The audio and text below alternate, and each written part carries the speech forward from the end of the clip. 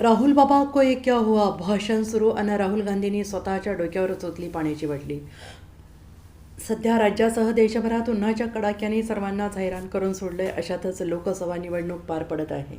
कडाक्याच्या उन्हाचा फटका राजकीय नेते मंडळींना बसल्याने अनेक प्रचार रॅली आणि सभांमधून पाहायला मिळालं। अशातच सध्या सोशल मीडियावर काँग्रेस नेते राहुल गांधी यांचा एक व्हिडिओ तुफान व्हायरल होतोय। यामध्ये राहुल गांधी यांनी स्वतःच्या डोक्यावरच भाषण सुरू असताना पाण्याची अख्खी बाटली उलटी करताना दिसतंय।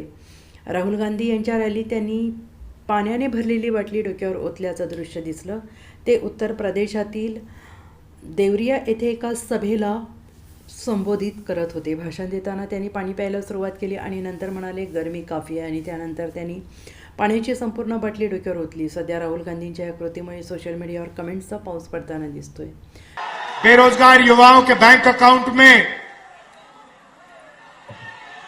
गर्मी है काफी।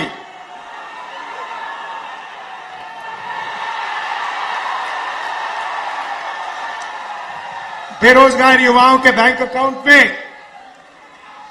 बेरोजगार युवा। Bureau report SBN Marathi, Deoria.